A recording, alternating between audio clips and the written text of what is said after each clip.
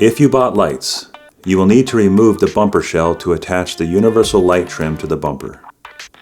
Make sure you use the lights you are going to be using for mock-up to create a centered fit to the hole. Place the light mount trims on the back side of the bumper and tack weld them in place. We recommend starting with the light hole and trim that is closest to the center of the bumper. Trimming of the mount may be required.